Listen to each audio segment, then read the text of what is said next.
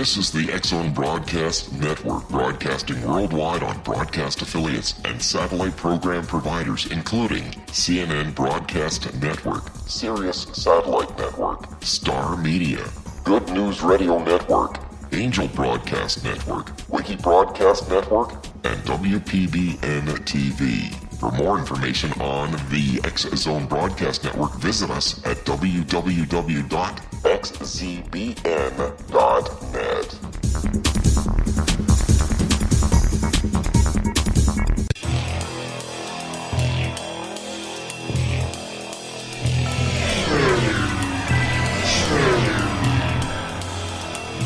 This is A Different Perspective with Kevin Randall.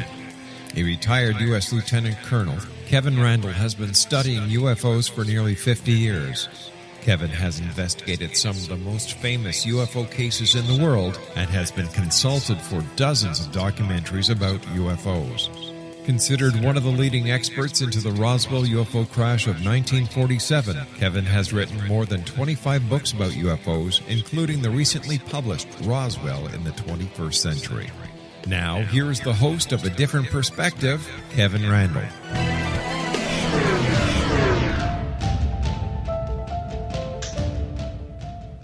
And good evening. We are back once again with A Different Perspective. And I truly am Kevin Randall. I make no bones about it. That's who I am. I'm going to be joined here momentarily by Don Ecker. And we're going to be talking about some of the things going on in MUFON, their program of their secret space program symposium they're holding here in a few days, NASA and things of that nature. Don is a good friend of mine. I've known him for a long, long time. We've hung out together. We've done things together. We're both Vietnam veterans, which puts us on a different plane and that sort of thing. So I know Don very well. And he is a writer, researcher, and commentator. He's currently living in the Los Angeles area, for those of you who want to try to search him out. He served as the director of research and media liaison for UFO Magazine for about 20 years. He is an internationally renowned investigator of the UFO phenomenon, a former law enforcement officer and criminal investigator with over 10 years' experience. He has brought legitimacy to the field that has suffered from the lack of legitimacy for a long, long time, and we're going to get into some of that in just a few minutes. He has written numerous articles for the definitive UFO publication, UFO Magazine, as well as articles for international publications in the United Kingdom, such as their Fortean Times, Omni, and he's been on various computer databases and servers like that. Don has hosted his own weekly national radio show, UFOs Tonite, on the cable radio network for 5 years, and most recently Strange Days, 5 nights a week. And he is currently hosting his show on the Cameo CyberstationUSA Network, which is, of course, known as Dark Matters. He has recently completed his novel, I guess not recently, but he completed his novel Past Sins that is published by Gateway Publishing. And he's been on lots and lots of television. And for those who would like to see his books and that sort of thing, you can visit that at Amazon.com, of course, and put in Past Sins, Don Ecker, and you can get to it. Now, with all of that out of the way, welcome, Don Ecker. Well, thank you, Kevin. Once again, I'm back. I was here months and months and months ago, and then I thought you forgot me, but apparently not. I've forgotten a lot of people because I'm getting old and decrepit, so my mind is shot. Yeah, but if my voice sounds a little rocky, I, for the last 3 weeks, I've been taking care of my wife, who's had a really virulent summer cold, and I thought I was going to skip it again, and it hit me last week, and I think I'm through the worst of it, but boy, I'll tell you, it's been a long week. I know how that can be. I try to avoid that at all costs. It's just not a good thing. But I was going to say, before I so rudely interrupted, and I am the host, so I should not be rudely interrupted, that I got caught up in this MUFON thing with the racist rant by John Ventry and then the nonsense put out by Jan Harzan, and sort of a supportive entry that's caused a lot of things. And I've done a couple of articles about that, which have caused me some grief, which we'll get into as well. But I thought that we would talk about some of the goings-on at MUFON and what you know about it and that sort of thing, remembering that we just have about a minute or 2 minutes left before we have to take our first break. So tell me what you know about MUFON in 2 minutes. Oh, in 2 minutes or less, right? Yeah, exactly. Well, you know, when I came back from the military and I became a police officer for the first time, I was in central western Pennsylvania. And surprisingly, and I had heard nothing about it. Of course, I had been overseas, but I discovered that a UFO incident had happened in the jurisdiction that I was a police officer in. Now, one of the first things I noticed, being a trained observer, Kevin, you'll understand that, was I think if I remember correctly, and it's been a long time, it was an 800 number, I believe, and it said, for UFO sightings, call this number. And let's take a break right there because we're about to call that number, but I've got to take a break to pay a few bills here. So we'll do that. We will be back with Don Ecker, who is a well-known UFO researcher writer. So stick around.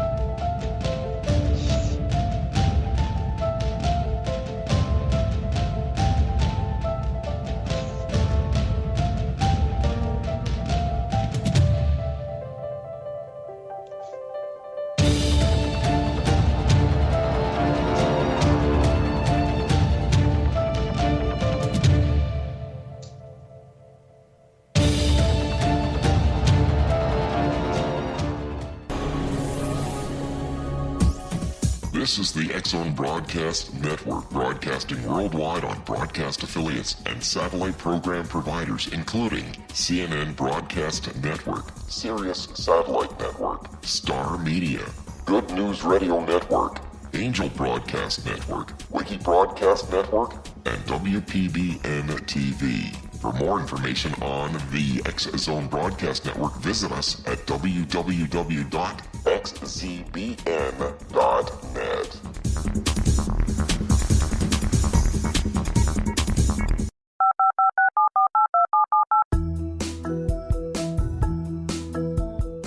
Did you know that when you're on the road with limited data or Wi-Fi, you can still listen to the X-Zone Radio Show with Rob McConnell, The Science of Magic with Gwilda Wiyaka, X-1, Dimension X, Space Patrol, and every minute of the X-Zone Broadcast Network by calling 213-401-0080, courtesy of Audio Now. No smartphone, app, or internet needed. It saves your data plan, and it's free if you have unlimited minutes. Call 213-401-0080 to listen on any phone, anytime, anywhere. Remember 213-401-0080 for the best of the paranormal, parapsychology, and sci-fi radio programming anywhere, 24/7, 365.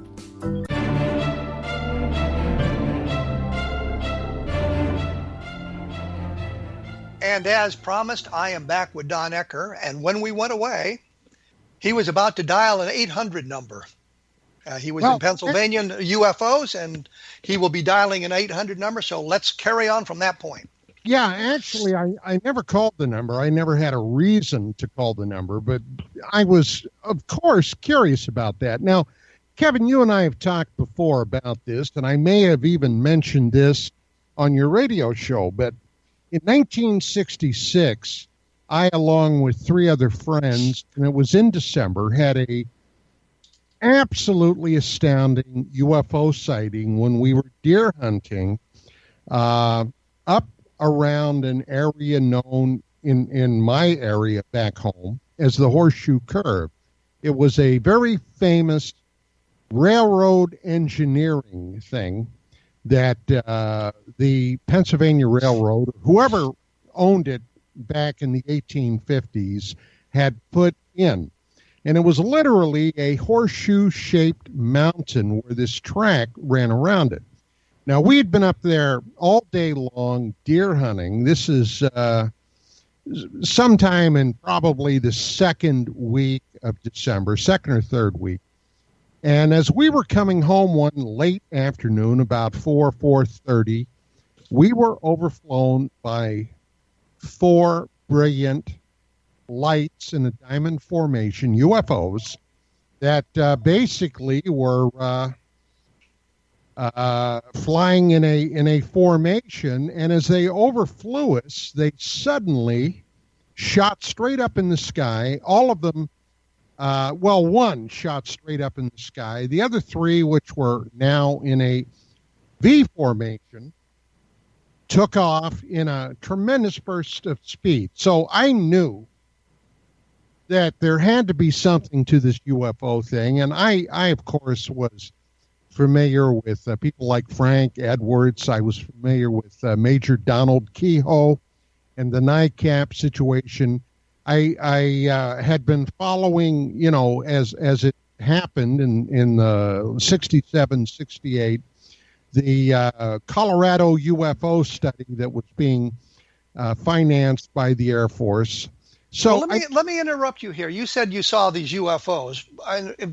That's a pretty broad term. Can you tell us what they exactly look like? Exactly what they look like? 4 arc lights. They were that brilliant. They were that bright. They were lit up like an arc light, like looking at somebody with an arc welder. That's how bright they were. But you didn't see any shape or anything. You just saw the bright lights. No shape. Okay. So now you heard about the Condon Committee at the University of Colorado and the study going on there about UFOs. Right. That was a couple of years later. But my point was, yes, I was familiar with UFOs. Although at that time I had not done any investigating or anything like that. I mean, I was just an interested civilian, and now I was an interested civilian police officer. So I did a little checking around, and I found out about a woman who, and this was probably about the time I was in Vietnam, who had been married to a police officer in that area that had literally, according to the report, been run off the road by a UFO. Now, that sounds astounding, right? Now, how does that tie into MUFON? Well, as I discovered, the MUFON journal, which had been published, and this was after Walt Andrus had taken files from Jim and Coral Lorenzen to begin his own organization, unbeknownst to Jim or Coral Lorenzen, and had begun his organization. They had received a report and had written it up in the MUFON journal.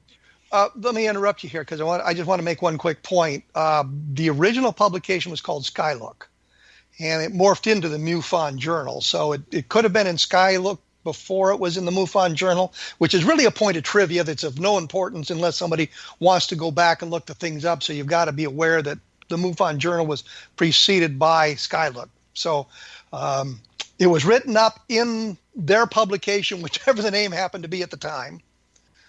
Yes, that's correct. That's correct. Now, I just kind of filed that somewhere in the back of my mind, and it was, lying in there unused for many years after that. Now, in 1986, 1987, I was living in the state of Idaho, and I was going back, taking some classes, some computer classes, and this is incidentally after I medically retired from the police department. I was taking some classes in computer science. And through a couple of people, I met a gentleman who actually did not live more than a couple of miles from me, who at the time was the MUFON state director for the state of Idaho. Don Mason was his name. And we became friendly, and we started talking about some of this, and invariably it moved into the field of the weird, because as you will recall, Kevin, the last time I was on your show, I was talking about human mutilations, right? Yes, you did mention that. And we ended up talking about that. Apparently, it was a hunter that had been discovered dead and mutilated. And then we started talking about the general overall of UFOs. So Don said to me, why don't you become a member of MUFON and we can work together on this stuff as a member? And I ultimately did for 1 year, and I became a section director, if I recall, if that's what it was called. Now, as time went along, about 87, 88, somewhere in there, I noticed that Don Mason was becoming very discouraged with the MUFON people. Now, he was one of those guys that was a real doer, okay? Very action-oriented. And he had some really wonderful ideas, especially being in the Northwest of the United States. There had been quite a few sightings around there in places like Montana, Nevada, Oregon, state of Washington, and, of course, Idaho. And he contacted the international director, who at that time was still Walt Andrus. And anytime Don had come across any cases, anything that he was involved in, he would send these reports into MUFON. And as he described it to me, and he was by this time very upset, as he described it to me, he said, it's like sending this stuff into a black hole. Now, when he tried to get Andrus to furnish him with the names and the telephone numbers of these various states surrounding our state of Idaho, people from Nevada, Oregon, Washington, Montana, what have you, Andrus refused to do it. Now, why in the world he would do that is beyond me. I have no idea. And as a result, and I'm watching this, I became somewhat disillusioned. But after a year went by, I let my membership lapse. I saw no benefit myself in maintaining it. And but I began to get involved in some of my own investigations. And one of them, of course, was the human mutilation thing. Now, back in those days, 1987, 88, 89, there was an up-and-coming rising star in the UFO field.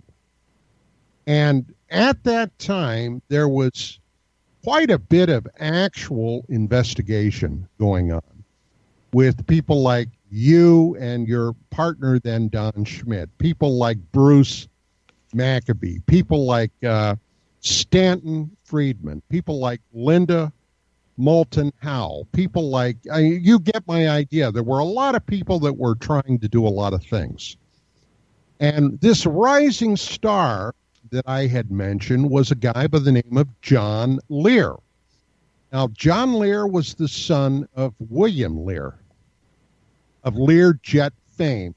I was going to say we all know as Bill Lear, who, of course, is the Learjet guys, and there was a great scene in one of the Flint movies, Derek Flint movies, where he goes up to the a Learjet, and he asks the guy, the mechanic, did you get my plane washed? He says, no, Mr. Flint got you a new plane, and the guy was Bill Lear. It's irrelevant to UFOs. It was just a nice little story of Bill Lear, and I don't mean to interrupt, but I did. So the rising star is John Lear, not Bill, but John Lear.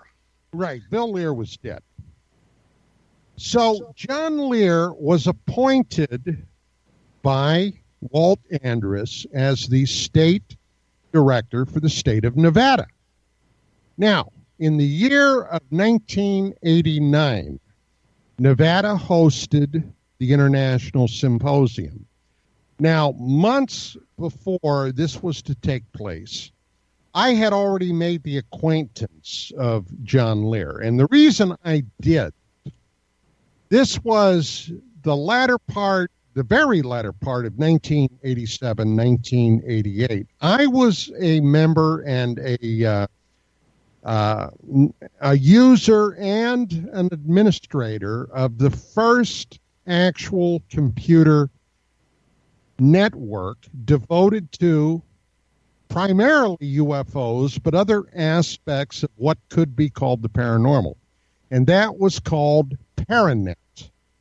Now, ParaNet was begun by a guy down in Fountain Hills, Arizona, by the name of James Spicer.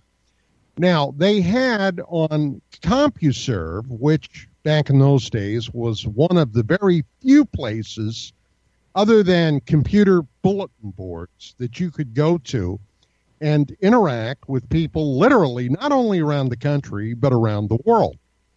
And there was a section on CompuServe called the Issues Forum. Now, Kevin, you probably will recall a lot of this, but that's where a lot of computer-using aficionados of UFOs and other aspects of the paranormal congregated. Now, at $6.40 an hour, because you got charged for it, you could go up there, and that incidentally is at 300 baud, which if you don't know what that is, look it up. And if you had a blazing fast 1200 baud telephone modem, the cost shot up to over $12 an hour. Well, let me interrupt here because we're going to have to take a break. And I want to mention that when I got my first computer, it had 64K of memory. And my latest computer plays music at 128K per second. So, I mean, we're talking old days when computers had very little memory and very little capability, but we were able to communicate at great expense with one another. We will be back with Don Ecker to talk a little bit more about this and get into some of the issues about MUFON and that sort of thing. For those of you who just were in Roswell and are interested, take a look at my book, Roswell in the 21st Century, which should give you, quote, a different perspective on what that is. But we will be back right after this, so please stick around.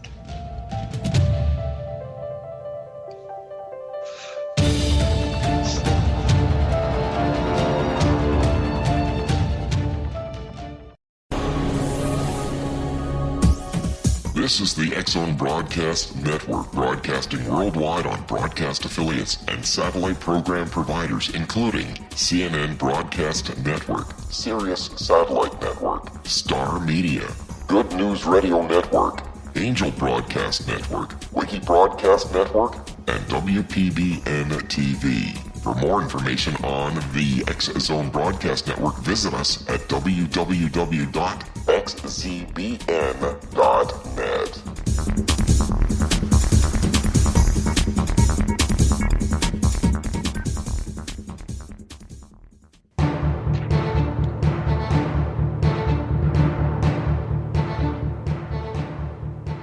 And we have returned from the commercial messages. I'm joined with Don Ecker. And before we get back to Don Ecker, let me just say this, that I think that, those of you who are interested in this program should take a look at some of the other programs on the X-Zone Broadcast Network. So take a look at xzbn.net, and you can find a list of the programs, the hosts, and maybe something else that will interest you as well. So take a look at that when you get a chance. Anyway, Don, when we left, you were talking about your horrendously slow computers and dial-up internet with modems, right? Which well, is the dark ages. What I discovered was a paper that John Lear had uploaded to ParaNet, and it made it to CompuServe. And basically, this was the infamous John Lear document making allegations about secret government treaties made with an alien nation, extraterrestrials, allowing them to come down, abduct human beings, and just a whole lot of things. I mean, if you're interested, you can look it up. But when I read it, I was so outraged. by some of these allegations that I tracked down John Lear's phone number and I called him up. We ended up having about a 3.5-hour telephone conversation. And a week later, he sent me, UPS, a package that must have weighed close to 10 pounds of all kinds of documents that he was using to support his thesis, along with some videotapes, VHS tapes, that had some rather astounding information on it. One of them, which later was to figure into research I conducted in the 90s, was not a photo, but a videotape of something flying across the moon, leaving a shadow on the lunar surface as this spherical-shaped craft overflew it, and it was allegedly filmed by Japanese astronomers. Now, I then began a somewhat tenuous communication with Lear, and I told him about my human mutilation research that I was by then conducting. Well, he ended up calling me up, and he said, look, I'm hosting the International MUFON Symposium down in Vegas in July. And he said, I want to have you and several other people come in and speak also, if you're willing to do it.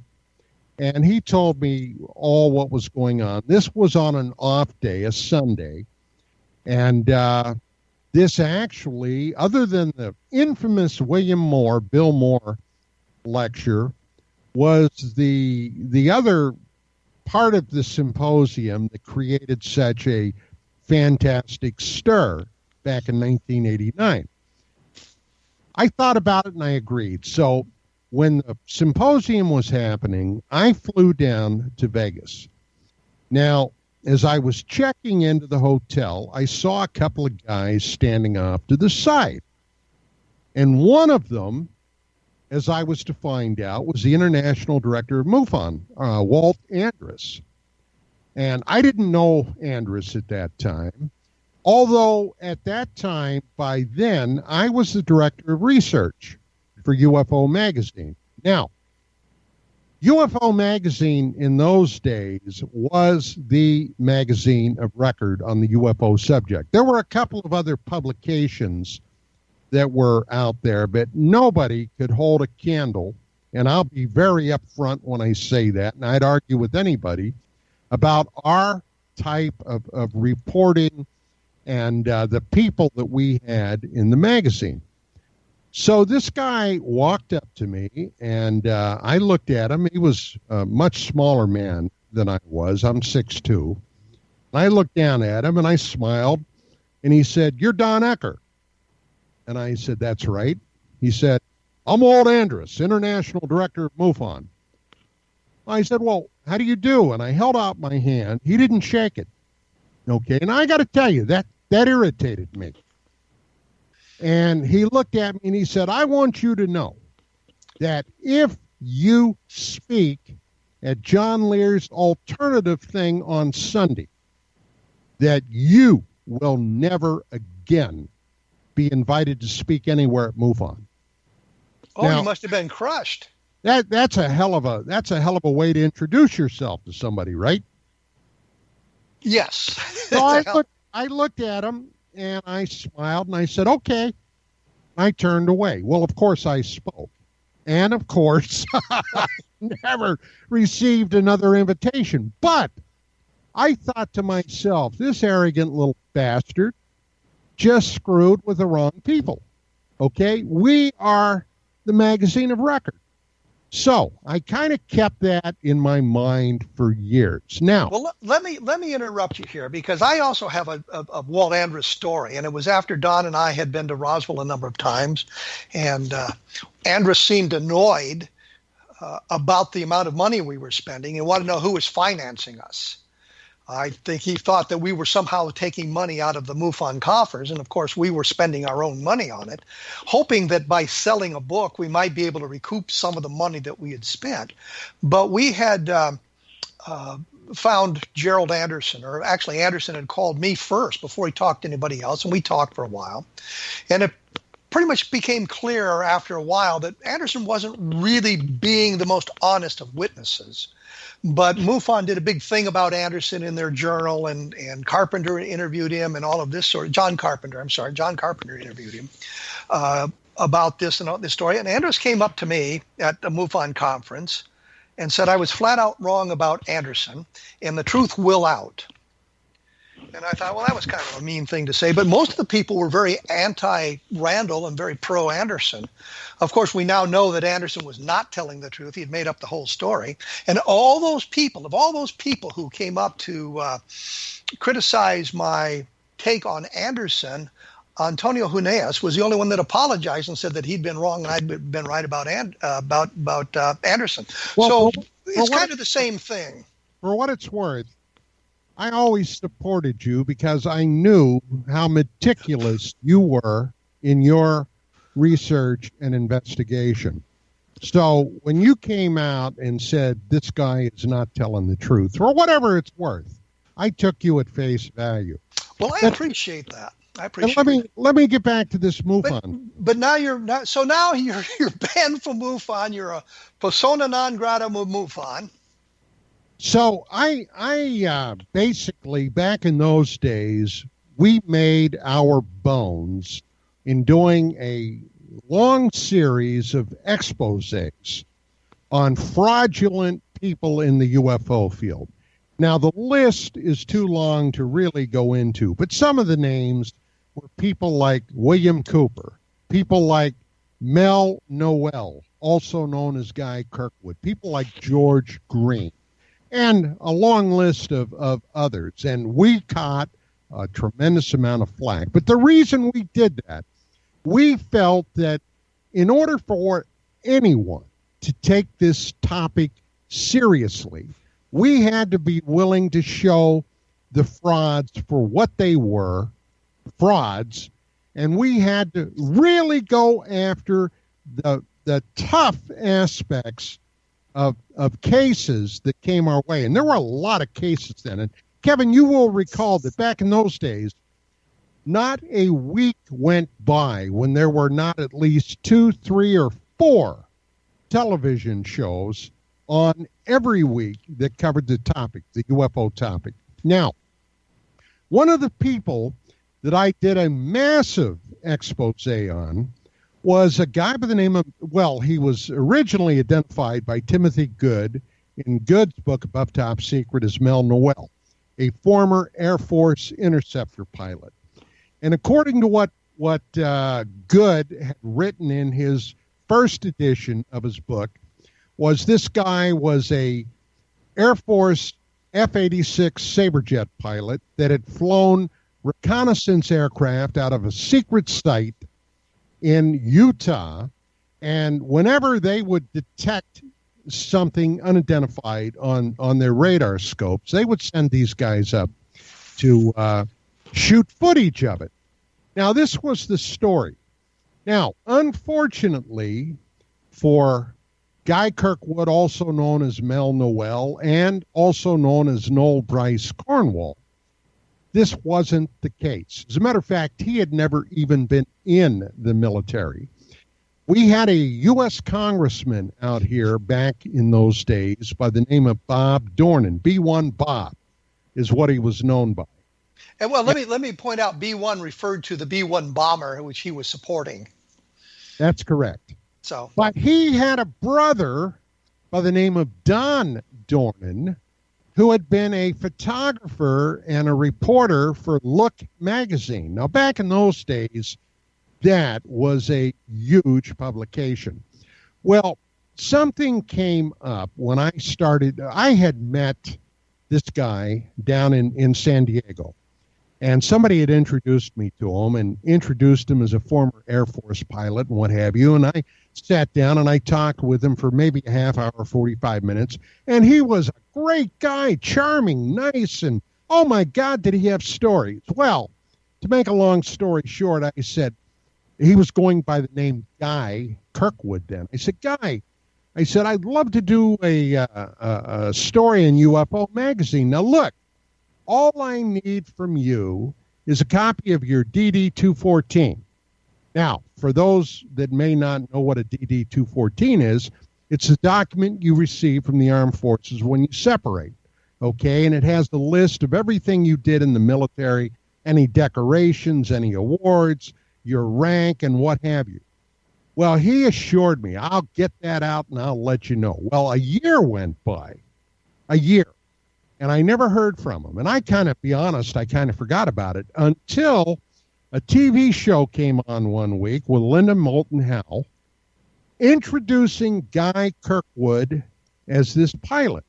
Well, suddenly we began getting snowed under by people calling up and said, this guy's a fraud. He was exposed back in the 60s. Well, I did some research and I discovered, by God, he was. So that's how I got on to Don Dornan, Bob Dornan's brother. We contacted him and ended up meeting him one afternoon for about 4.5, almost 5 hours. He brought all his material from an expose he did on Kirkwood, and he gave it to me. As a matter of fact, Kevin, I still have all that stuff right here. Well, I took it back to the office, and I ended up doing this massive expose on Guy. Well, it must not have been, maybe 6 months, 9 months later, something along those lines, when there was then a very active part of MUFON out here called L.A. MUFON, Los Angeles MUFON. And at that time, Don Waldron was the guy directing it. And I discovered they were having Guy Kirkwood come in. Now, remember, MUFON was always billing itself as an organization using scientific principles. Don, let me interrupt you for two reasons. One, there's an awful lot of Dons in this story. Just an observation. But we're going to have to take a break here, so we'll be back to get to the end of this, and maybe with a little bit of time left to talk about the secret space program, which is going to be the theme of the MUFON Symposium coming up here in just a few days, as it turns out. Like I say before, you'll be more information at my blog, www.kevinrandle.blogspot.com, and we will return right after this, so stick around.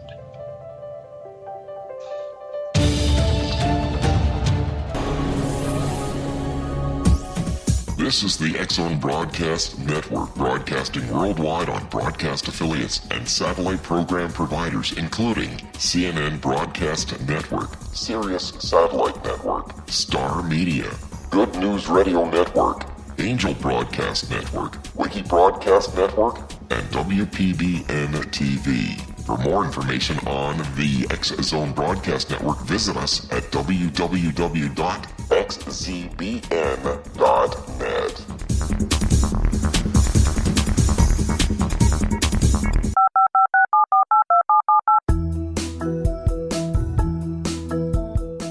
Did you know that when you're on the road with limited data or Wi-Fi, you can still listen to the X-Zone Radio Show with Rob McConnell, The Science of Magic with Gwilda Wiyaka, X-1, Dimension X, Space Patrol, and every minute of the X-Zone Broadcast Network by calling 213-401-0080, courtesy of Audio Now.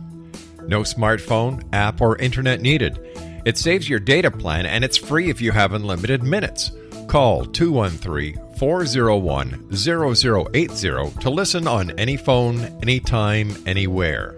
Remember, 213-401-0080 for the best of the paranormal, parapsychology, and sci-fi radio programming anywhere, 24/7, 365.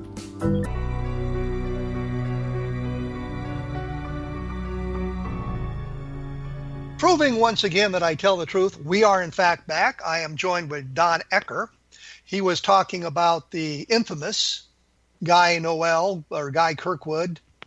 And MUFON LA had just invited him to speak at their, I think it's rather large gatherings there in Los Angeles. So take it away, Don. Yeah, and he had been invited in, and I mean, this is after this expose, and everybody that mattered knew that Guy Kirkwood was as full of malarkey as a Christmas turkey. So I called up Don Waldrop, who was then the guy directing LA MUFON. I got him on the phone and I said, Don, this is Don Ecker. And you're right, Kevin, there were a lot of Dons in the story. And I said, Don, I got a question to ask you. He said, yeah. And hey, Waldrop was always a very congenial guy. And I'm one of those guys that I cut right to the chase, okay? I don't like to beat around the bush. And I said, what in the hell are you doing? And he said, what do you mean? I said, you've got Guy Kirkwood coming in to speak at MUFON. I said, everybody knows this guy is a total fraud. He was never in the Air Force. He was never an airline pilot. Although I will say on the side, Kevin, that he, at some point in his fraudulent career, did in fact get a civilian pilot license. But I said, what are you guys doing? You know he's not legitimate. And he said, well, you know, we like to bring people in that'll pack the audience. And I said, you like to bring people in that will pack the audience? He said, oh, yeah. He said, well, you know, we've got a lot of people, and they like to just hear these stories, and then they can make up your own mind.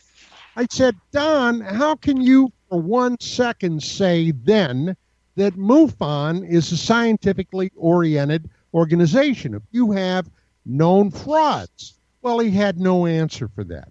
But then there were a lot of other people that was then having Kirkwood come around and give talks. Art Bell brought him on the air when he was doing Coast to Coast. Stephen Greer was going to bring him to his infamous press club get-together back in D.C. a number of years ago, until I kicked up enough of a fuss that it became very obvious that even Greer couldn't bring this guy in.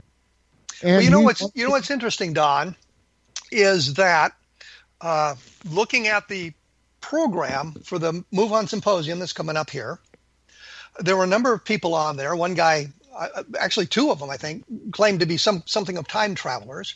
And I asked Jan Harzan about that, the same thing. How could you promote these people who, I mean, the story is preposterous. You're traveling through time. One guy was recruited as a 6-year-old boy into something, some organization. And I'm thinking, this sounds an awful lot like Ender's Game, which is a science fiction novel that practically everybody loves. And Harzan's response was that he wanted to present a good program for the people coming to the symposium and let them make up their mind about the validity of the stories being told. I mean, it's the same excuse you were given, 20 years ago, when you were exposing Mel Noel and Guy Kirkwood for who he really was. And now here we are in 2017, getting the same sort of nonsensical answers out of MUFON. Well, that's because MUFON has been and always will be led by amateurs. Okay, there is no one with a modicum of sense on how to conduct real investigations, real research, people that were professional and have a zero tolerance for malarkey. That's why when you say UFOs out in the mainstream, people look and snicker because of this kind of business. So the bottom line is that, Kevin, this so-called research community will never proceed an inch further. As a matter of fact, they're losing ground by the yard.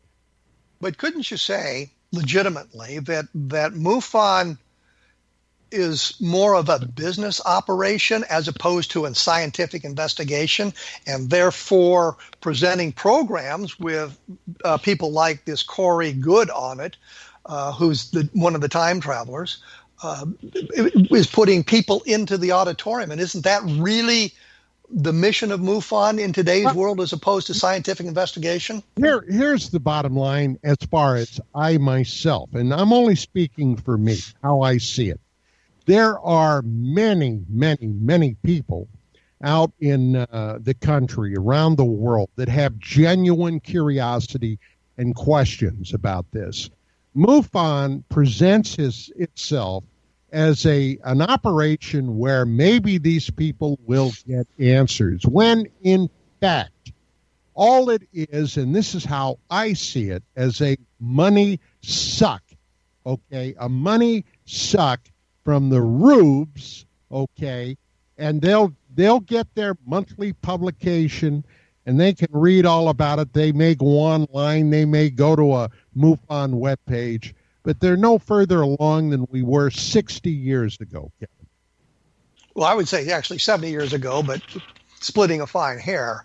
And that's sort of my point, that MUFON, which may have started as a investigative organization, regardless of how it started, and Cora Lorenzen, in fact, told me that Andrus had come to her and suggested he wanted to organize the UFO investigators from APRO in the Midwest. So it was originally the Midwest UFO organization or network, and she was quite livid about him sucking some of the membership away in that vein.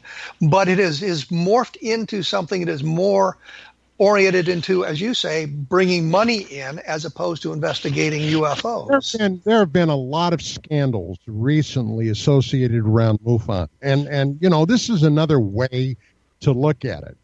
And I see it as a fish that is rotting from the head down. Now, this inner circle that people are a part of, if you have $5,000 a year to sink into it, okay? My question would be, what input do these people and their $5,000 have for the overall organization? Because I'm presuming there are what, several thousands of members of MUFON around the country and perhaps around the globe. What do those members have to say about this? And I have seen online, and granted, we all know that if it's on the internet, it must be true. But I've seen a lot of people state that as far as they are concerned, MUFON no longer has any credibility whatsoever. And, I felt like that for, to be honest, and I hate to say this, but almost 30 years I felt like that. Well, what that does is put an age on you, kind of like us talking about being Vietnam veterans, certainly makes us older people. But on this inner circle, you ask about the influence. John Herzon told me that there really is no influence, that they can call him as the executive director whenever they want, as anybody can. But if you read the website for the inner circle, you'll find out that actually they provide guidance to MUFON. So there is something being put in there. Let me ask you this. Would you pump $5,000 every year into an organization if you got nothing out of it? If you got the guy's telephone number that any member could get, why in the hell would you spend $5,000 a year? Absolutely correct. That's the same question I've had repeatedly. Why would I give you guys $5,000 if I get no special perks out of it, and I can't call the director and say, I would wish we would do this or that or the other thing. And that's why we end up with programs with people like the time travelers on it, talking about the secret space program that none of us have ever heard of. And that was really what I wanted to talk to you about, but we're running out of time. Yes. Wait a minute. The secret space program. Now, there definitely is. You know how I know? I heard John David Morton, who incidentally now is a felon on the lam, okay, being pursued by federal authorities, go on Art Bell and MUFON, talking about his insider knowledge of this is incidentally a guy that's a psychic, and he's seen a lot of psychic things. Go back and look up some of those Bell programs. And but Sean talked all about that secret space program. Well, let me interrupt because I'm running out of time here, and point out you're being sarcastic about him being the source of this important information, being a legitimate source, I should say. Yeah, but I'm not being sarcastic about him being on the lam. Oh, I understand that, and there's been an awful lot of stuff about him coming out as well. Don, I hate to do this. I got to let you go. We're out of time. We didn't get into the meat of what I wanted to do, but we got a lot of good information about MUFON and what it's done in the past, and some of the people it's promoted in the past without, I guess, providing the proper vetting of those people and giving them a platform at their symposium to talk about their insider information, and often they have no credentials or can present no documentation. If you ask any veteran for his DD Form 214, he's going to be able to give it to you. I've got several of them from my various times on active duty with the military, so I can provide you with a DD Form 214 to point all of that sort of thing out. There's stuff about the MUFON Inner Circle at my blog at www.kevinrandle.blogspot.com, so you can take a look there. There'll be more information from what Don and I have talked about here today as well when I get a chance to put that up. Next week, I'm going to be joined by Alejandro Rojas about UFOs and things that are going on at his end. And I don't know why I'm having trouble with the Spanish surnames today. I can usually do better with that. Don, again, thank you for joining us. We will be back next week with another episode of A Different Perspective. So thanks for listening.